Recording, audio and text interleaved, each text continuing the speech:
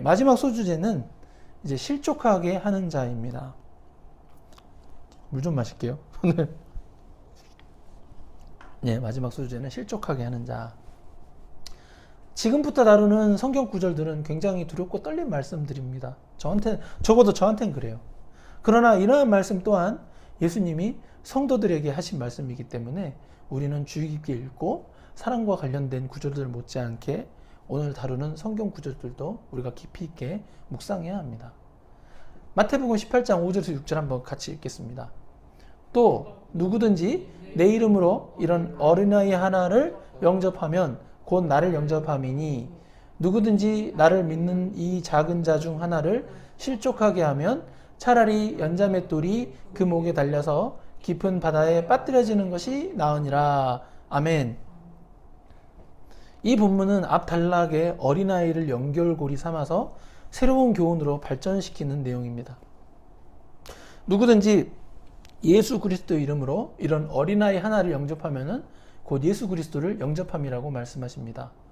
이 구절에서 누구든지는 예수 그리스도를 믿는 성도들을 의미합니다. 이 말씀은 그리스도인들에게 하신 말씀이기 때문입니다. 그래서 누구든지라고 해도 이 구절에서 불신자를 포함하는 것은 아닙니다. 여기서 말씀하시는 어린아이는 문자적으로는 정신과 육체가 어린 어린이를 의미합니다만 상징적으로는 작고 연약한 자로 여겨질 수 있는 성인 연령대의 성도들까지 포괄합니다. 왜냐하면 5절에서 이런 어린아이 하나라고만 언급하셨지만 6절에서는 나를 믿는 이 작은 자 중 하나라고 말씀하셨기 때문에 문맥상 예수 그리스도를 믿는 어른들도 성인들도 포함됩니다.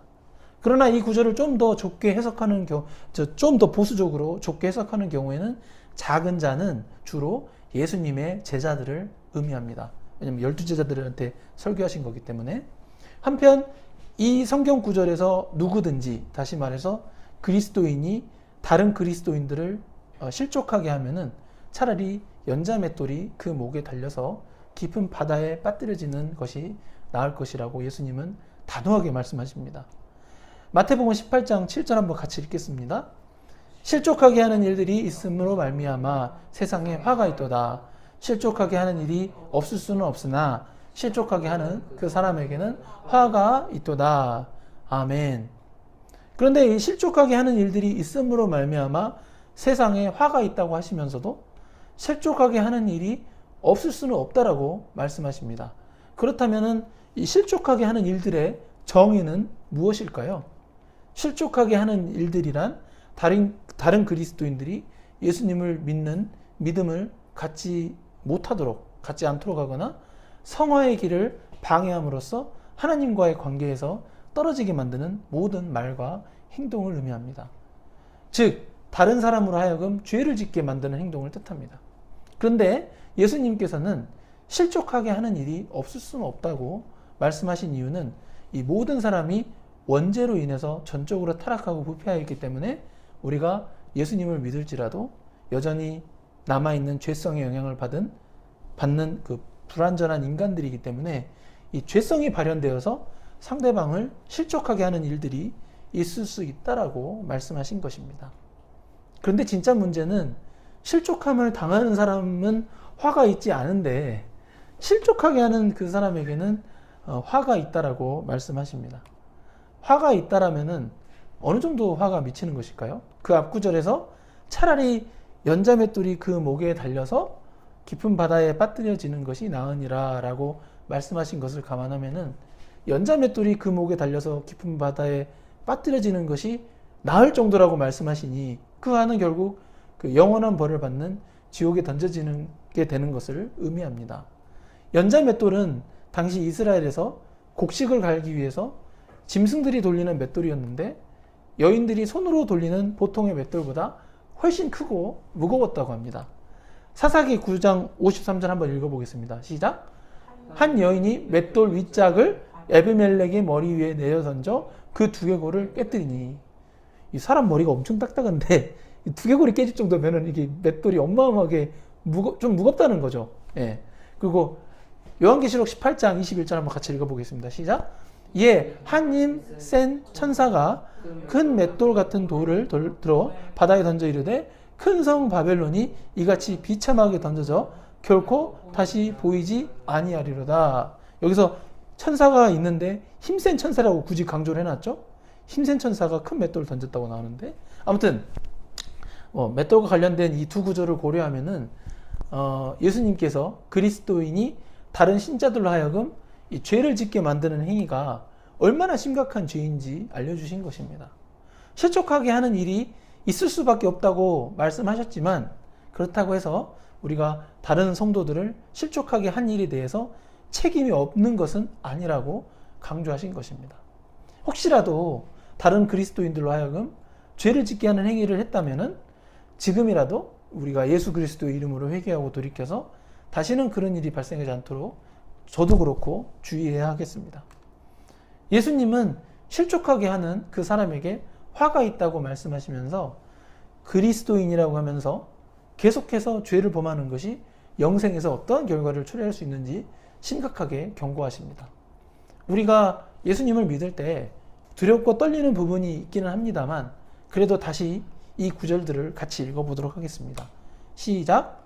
만일 내 손이나 내 발이 너를 범죄하게 하거든 찍어내버리라. 장애인이나 다리 저는 자로 영생에 들어가는 것이 두 손과 두 발을 가지고 영원한 불에 던져지는 것보다 나으니라. 만일 내 눈이 너를 범죄하게 하거든 빼어내버리라. 한 눈으로 영생에 들어가는 것이 두 눈을 가지고 지옥불에 던져지는 것보다 나으니라. 아멘. 이 두 구절을 분석하기 전에 우리가 먼저 기억해야 하는 부분은 마태복음 18장 설교가 제자들에게 설교하시고 있다는 것입니다. 물론 제자들 주위에 어린아이도 있었겠죠. 어린아이 오라고 했으니까.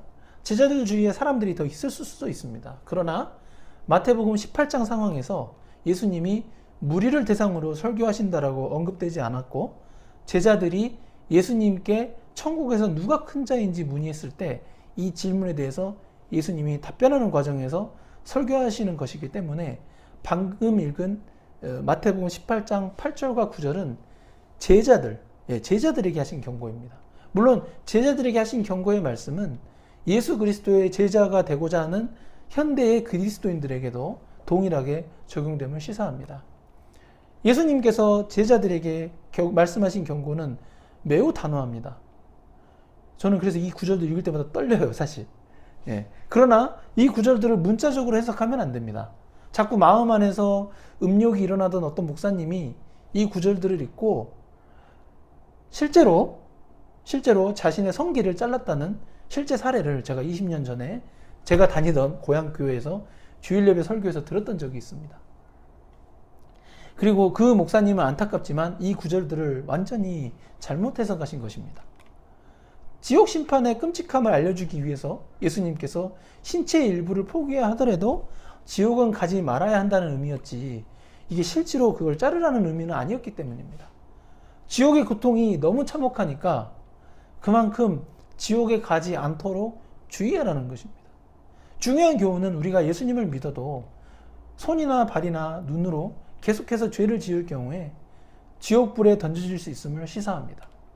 예수님을 믿으면 이 믿음으로 의롭다함을 받아 천국에 간다는 이신칭의의 교리는 기독교 진리입니다. 그러나 오늘 읽은 본문 또한 예수님이 선포하신 진리입니다. 우리가 믿음으로 구원의 확신을 개인적으로 가지고 있을지라도 예수 그리스도를 통해 받은 구원을 잃지 않기 위해서는 우리는 이 육체가 죽기 전까지 죄를 짓지 않기 위해 각고의 노력을 필요로 합니다. 물론 아무리 노력해도 나도 모르게 마음속으로 또는 신체 일부가 사용되어서 성경에서 죄라고 규정하는 죄를 지을 수 있습니다. 우리는 그러한 죄가 발견될 때마다 아까 다윗처럼 할 수만 있다면 회개하고 같은 죄를 짓지 않기 위해서 노력은 해야 된다는 거죠. 그렇기 때문에 회개는 일회성이 아니고 죄가 발견될 때마다 하나님께 진심으로 죄를 자백하고 다시는 안 하겠다고 회개하는 노력이 필요한 것입니다. 그렇게 하다 보면은 신앙 인격이 성숙해지면서 점차 나이가 먹을수록 죄의 빈도가 줄어드는 성화의 과정을 밟아 나가면서 이 세상을 이기는 자의 삶을 살아내는 것입니다. 그리스도인이면서 손으로 짓는 죄가 뭐가 있을까요? 손으로 사람을 폭행하는 거. 예를 들면은 주먹이나 손바닥으로 사람을 때리거나 손을 사용해서 상대방의 신체를 성적 수치심이 들게 만지는 것 등이 해당합니다. 손으로 도둑질하는 것도 손으로 짓는 죄입니다. 하나님의 것과 사람의 것을 도둑질하는 것도 손으로 짓는 죄지요. 하나님의 것은 말라기 3장에 따르면 11조와 봉헌물인데 11조와 봉헌물을 하나님께 바치지 않는 그리스도인은 하나님의 것을 도둑질하는 것입니다. 예, 사람의 것은 상대방이 소유하고 있는 동산입니다. 다른 사람의 물건이나 돈을 훔치는 것도 도둑질하는 것인데 이는 비단 제3자만을 의미하는 것이 아니라 가족의 물건이나 돈도 훔치지 말아야 한다는 것을 의미합니다. 예, 그리고 불법적인 물건을 구매하는 것도 손으로 짓는 죄가 될 것입니다. 예, 또 여기 적진 않았는데 남한테 돈을 빌려놓고 의도적으로 갚지 않는 것도 도둑질하는 죄죠. 또 발로 짓는 죄는 무엇이 있을까요? 이렇게 발로 이렇게 사람을 이렇게 발로 차가지고 폭행하는 거, 점을 보기 위해서 점집으로 달려가는 발, 우상숭배하러 이동하는 발, 성매매 또는 간통을 저지르기 위해서 이동하는 발 등이 발로 짓는 죄가 될 것입니다. 눈이 범죄하게 하는 것은 무엇이 있을까요? 부부 외에, 배우자 외에 다른 대상으로 하여금 음욕을 품게 만드는 영상이나 화보를 보는 것, 또는 유사한 음란한 환경에서 어떤 특정 상대방을 보면서 음욕을 품게 되는 것 등이 해당할 것입니다. 시대가 발전할수록 우리가 미디어가 더욱 발전하고 이렇게 손쉽게 영상이나 화보를 우리가 접할 수 있기 때문에 이 눈이 범죄하게 하는 경우는 더욱 다양해지고 아주 손쉽게 범죄할 수 있는 환경이 현대 사회입니다. 그래서 이는 교회를 다니는 성도가 아무리 많다고 할지라도 오늘 읽은 본문 구절들을 우리가 강력하게 강조하지 않으면 교회를 평생 다녔다 할지라도 신체의 일부를 계속해서 범죄하는 것에 사용하다가 지옥에서 영벌에 처하게 될 수 있다는 경각심을 갖게 해야 하는 것입니다. 이 경고는 예수님께서 제자들에게 하신 말씀입니다. 그러니까 예수님을 가장 가까이에서 따르던 제자들에게 하셨던 말씀인 것이죠. 우리가 신비주의는 조심해야 됩니다. 그러나 이 천국 지옥을 직접 눈으로 보고 오신 분들이 공통적으로 하는 이야기는 지옥에 그리스도인들이 그렇게 많대요. 저는 그것 듣고 깜짝 놀랐습니다. 저도 신비주의는 조심하고 있는데 가끔 이렇게 간증을 들어보면은 지옥에 그리스도인들이 그렇게 많다고 합니다. 저도 두렵고 떨립니다. 왜 많겠습니까? 그리스도인이라고 할지라도 이 두 구절을 너무 가볍게 여겼기 때문입니다. 이걸 제대로 가르치지 않기 때문이죠. 이 두 구절은 분명히 예수님이 선포하신 하나님의 진리의 말씀이라는 것을 우리는 각별히 유념해야 하겠습니다. 예, 그래서 그리스도인으로 핸드폰 계속 보다가 좋은 것만 봐야 되는데 핸드폰으로, 컴퓨터로 안 좋은 거 계속 보고 눈으로 범죄하다가 지옥 갈 수 있습니다. 예. 그래서 예수 그리스도의 제자일지라도 계속해서 죄를 지으면은 지옥에 던져질 수 있다고 말씀하신 이 예수님의 가르침을 고려하면은 다른 그리스도인들을 죄짓게 만드는 행위는 어떠하겠습니까? 본인이 죄 지어도 그렇게 가는데. 예.